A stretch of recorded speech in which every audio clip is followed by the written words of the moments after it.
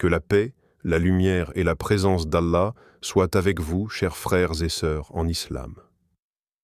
Il existe des moments dans la vie où le silence de la nuit devient plus parlant que 1000 discours. Quand tout s'éteint autour de nous, mais que la parole d'Allah continue de résonner. Le Coran allumé, la chambre plongée dans l'obscurité, et ton âme qui dérive entre sommeil et inconscience. As-tu déjà ressenti que ton âme cherche quelque chose de plus profond?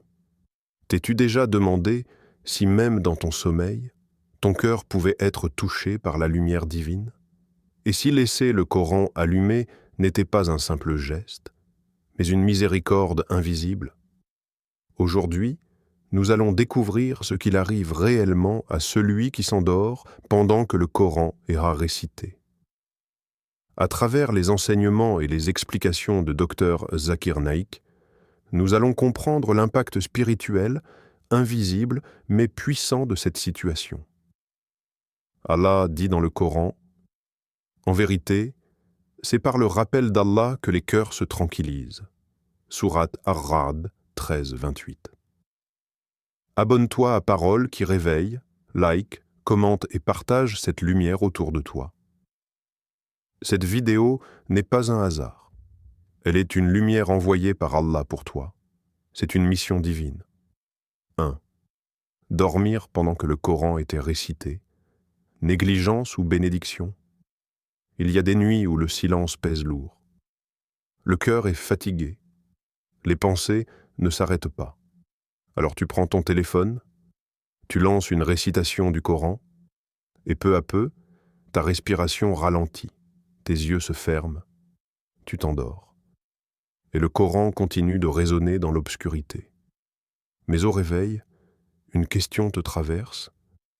Ai-je manqué de respect à la parole d'Allah? Était-ce une négligence ou une bénédiction?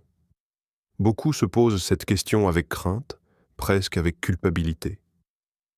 Pourtant, la réponse commence par quelque chose de profondément central en islam, l'intention.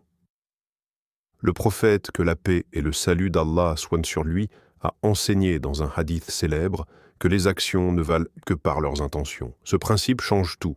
Selon les explications du prédicateur islamique Zakir Naik, l'islam ne juge pas uniquement l'apparence d'un acte, mais la motivation du cœur derrière cet acte. Si tu as lancé la récitation avec amour, si tu cherchais la paix, si tu voulais calmer ton anxiété, te rapprocher d'Allah, remplir ta chambre de sa parole, alors ton intention est une ibada, un acte d'adoration. Tu ne t'es pas endormi par mépris, tu t'es endormi parce que ton corps est faible, parce que tu es humain, et Allah t'a créé ainsi. S'endormir involontairement n'annule pas la récompense. Au contraire, cela peut être le signe que ton âme a trouvé un apaisement profond. Le Coran n'est pas une simple lecture. C'est une miséricorde, une guérison, une lumière. Quand il est récité, il transforme l'atmosphère, il adoucit les cœurs, il éloigne les tensions invisibles. Même si tu dors, la parole d'Allah continue d'être prononcée. Les versets continuent de vibrer dans l'espace. La pièce devient un lieu où le rappel d'Allah circule. Imagine un enfant qui s'endort pendant que sa mère lui parle doucement. Est-ce un manque de respect? Non, c'est un signe de confiance. Il s'est senti en sécurité au point de fermer les yeux. De la même manière, lorsque tu t'endors en écoutant le Coran, cela peut être le signe que ton cœur s'est senti protégé, enveloppé, rassuré par la parole de son Seigneur. Il faut comprendre aussi que le sommeil, en islam, n'est pas un état méprisable. C'est une nécessité. Le prophète, que la paix et le salut d'Allah soient sur lui, lui-même dormait. Il enseignait l'équilibre. L'islam n'est pas une religion qui exige de l'être humain qu'il dépasse ses limites naturelles. Si la fatigue te gagne alors que tu écoutes le Coran, cela ne transforme pas ton acte en faute. Ce qui serait problématique, en revanche, serait l'insouciance volontaire, le mépris, l'indifférence consciente. Lancer le Coran comme un simple bruit de fond sans considération, sans amour, sans respect. Mais si ton cœur était présent au moment où tu as appuyé sur lecture, alors ce geste a une valeur immense. Et parfois, ce n'est pas un hasard si tu t'endors sur un verset précis. Peut-être qu'Allah voulait que la dernière chose que ton âme entende avant de se détacher légèrement du corps soit sa parole. Peut-être que ce verset a pénétré plus profondément que tu ne l'imagines. Peut-être qu'il a calmé une blessure invisible en toi.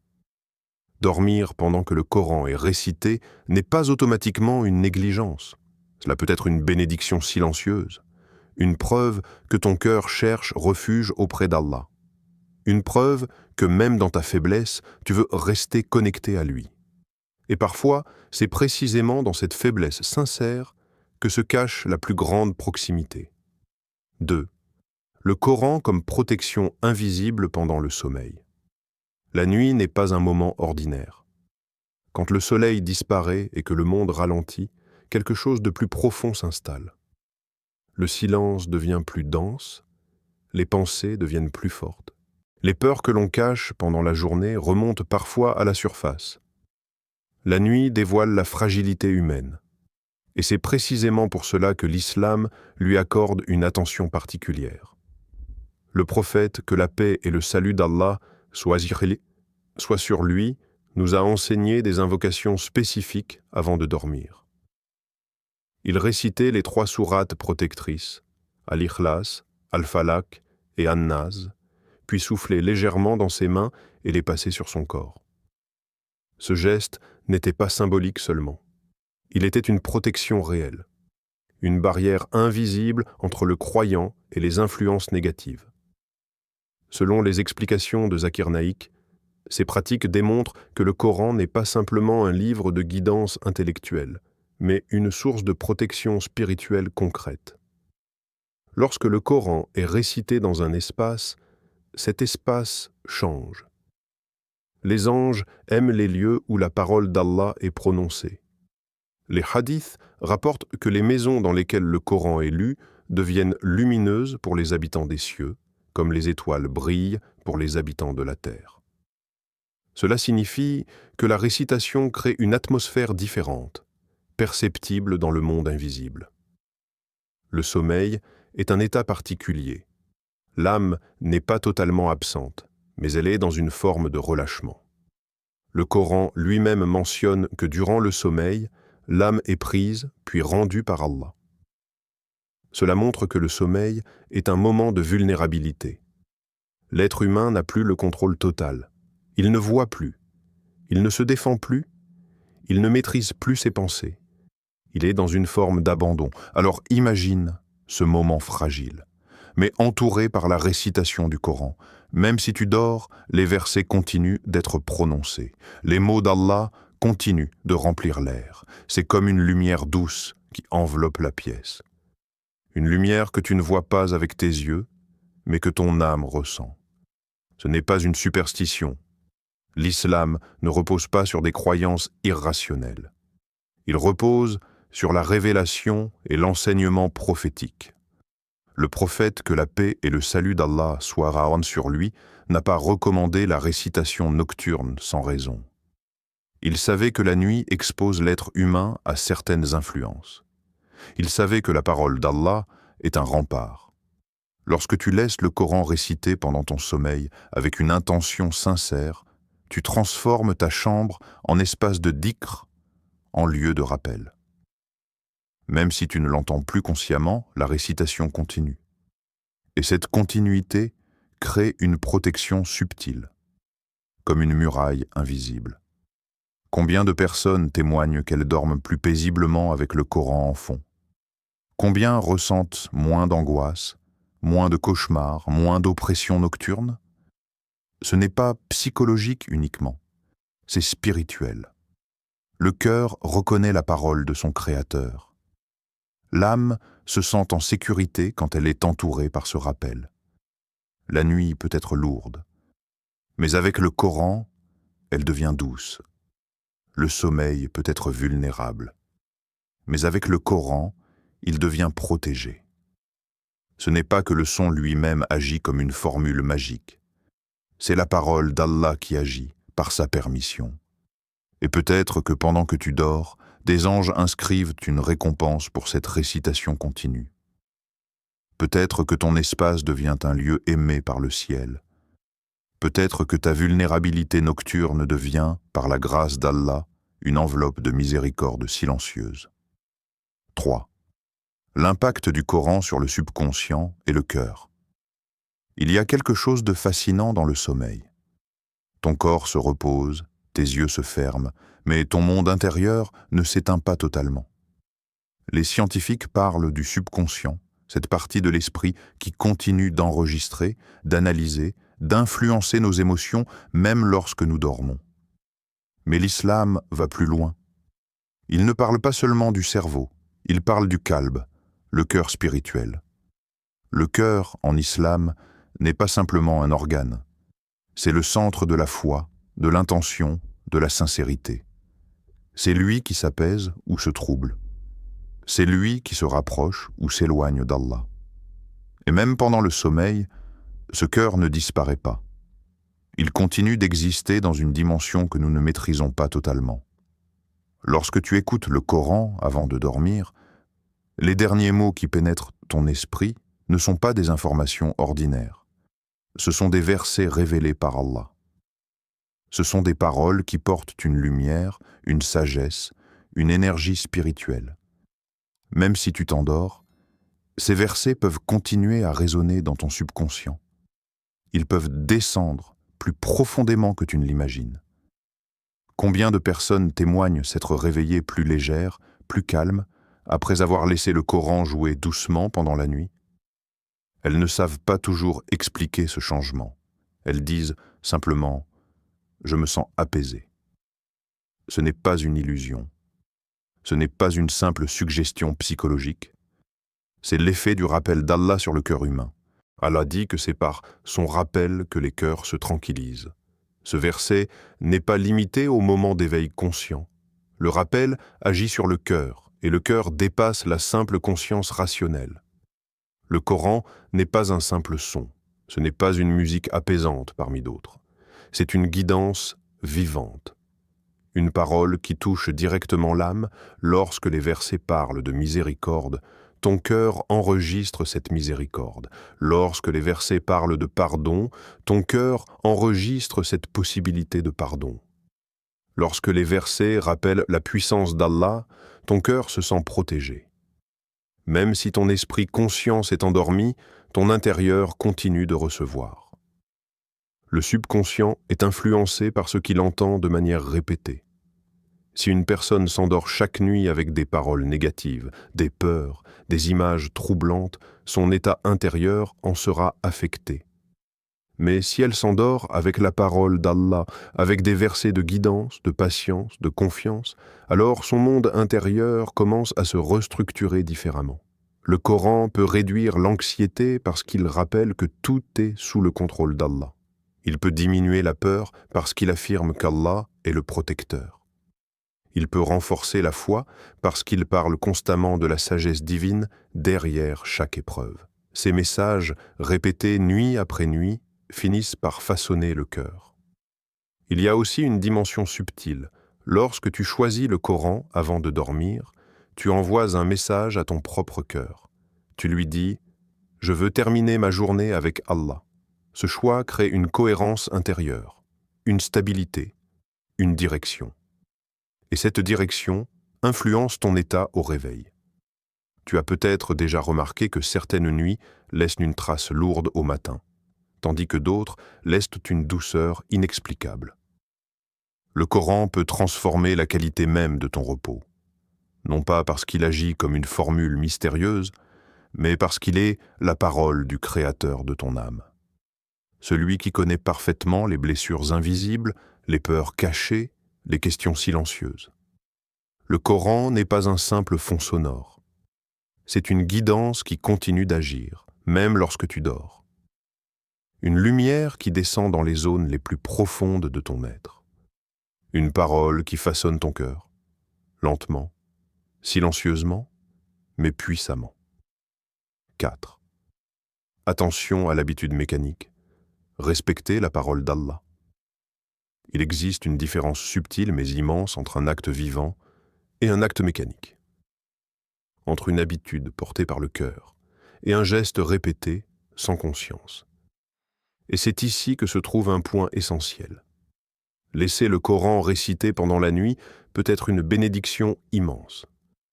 Mais cela peut aussi, si l'on n'y prend pas garde, devenir un simple automatisme vide de sens. Le danger n'est pas dans la récitation, le danger est dans l'absence d'intention. Lorsque le Coran devient un simple bruit de fond comparable à une ambiance sonore ordinaire, on risque de perdre la profondeur spirituelle du geste. Or, le Coran n'est pas une musique, ce n'est pas un son décoratif, c'est la parole d'Allah. Une parole révélée, sacrée, porteuse de guidance et de lumière.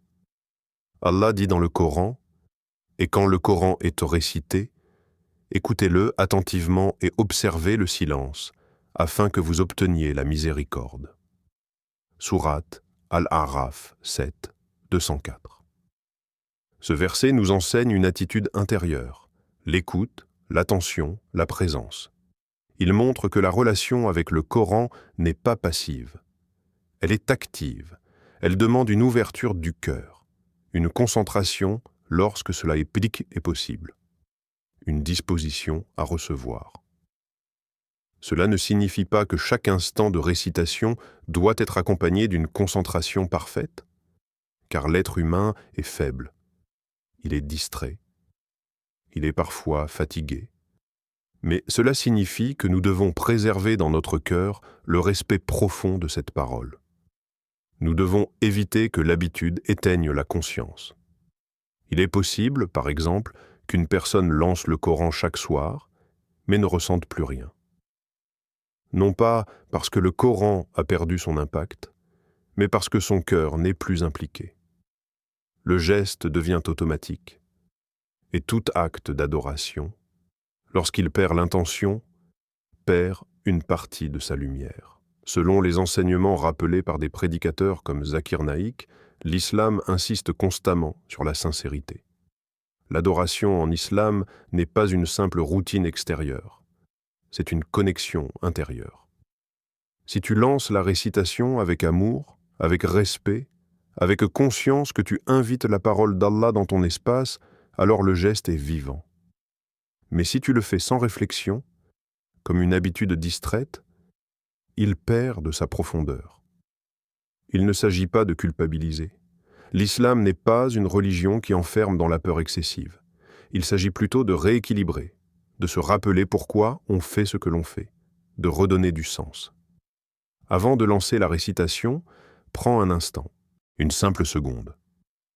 Dis dans ton cœur, « Ô Allah, je veux que ta parole remplisse ma nuit, je cherche ta protection, je cherche ta paix. » Cette intention transforme tout. Elle réveille l'acte. Elle empêche qu'il devienne mécanique. Respecter le Coran, c'est aussi chercher à l'écouter consciemment quand on en a la capacité. Si tu es éveillé, disponible, calme, alors accorde quelques minutes d'attention réelle.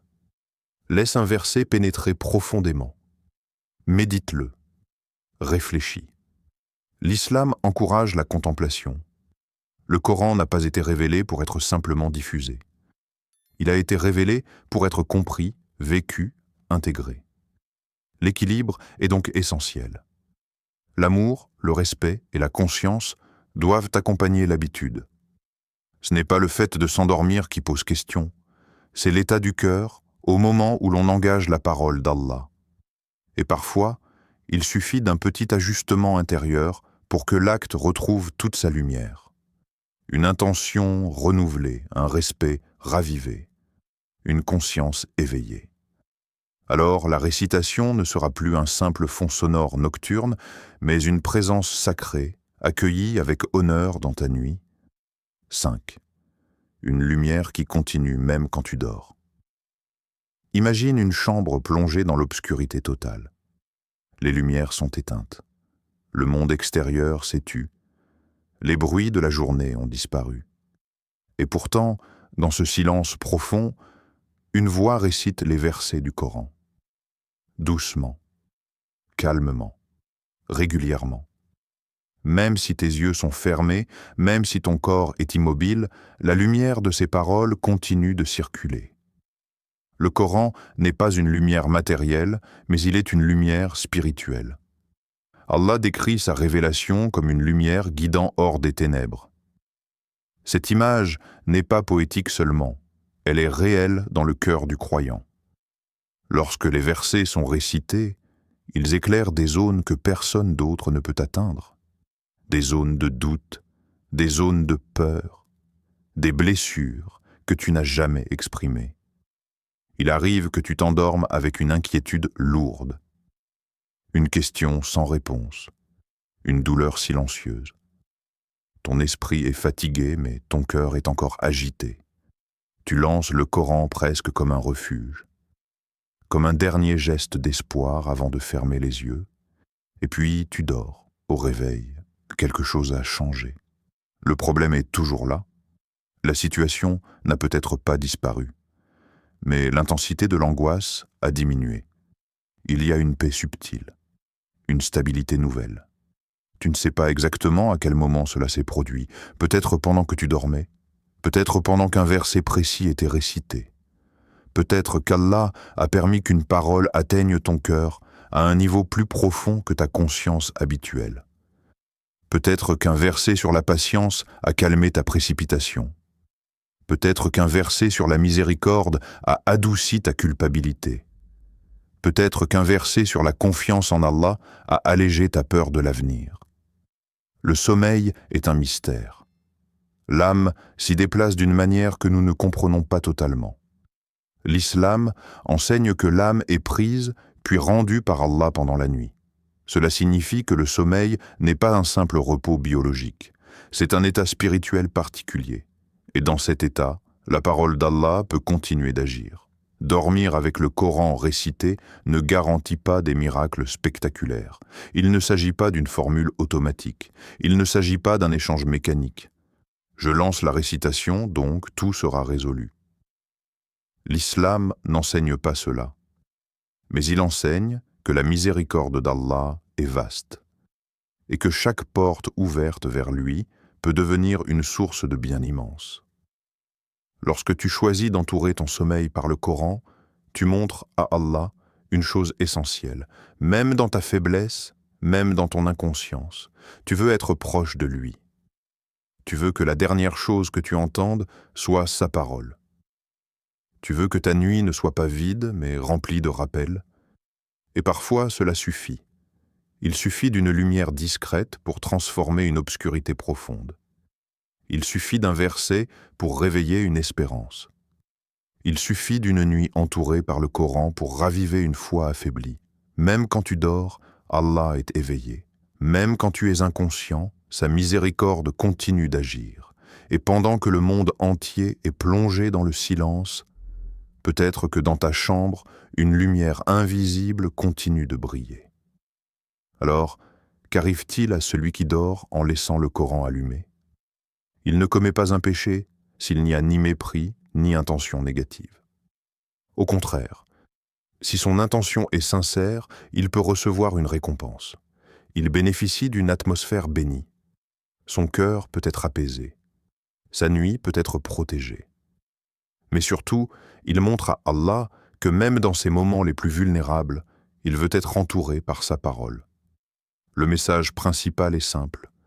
L'intention transforme tout. Le Coran n'est pas un simple son de fond. C'est une lumière, une guérison, une guidance. Si tu le laisses jouer par amour et recherche de paix, alors cette nuit devient un acte d'adoration. Abonne-toi à Parole du Réveil. Partage cette lumière autour de toi. Peut-être qu'une personne qui regarde cette vidéo changera sa relation avec le Coran ce soir même. Merci d'avoir ouvert ton cœur à cette parole. Que la paix d'Allah t'accompagne dans tes nuits et tes jours. Allah dit « Nous faisons descendre du Coran ce qui est une guérison et une miséricorde pour les croyants. » Sourate Al-Isra 17-82. Que tes nuits soient illuminées par sa parole. Que ton cœur reste attaché à son rappel. Amen.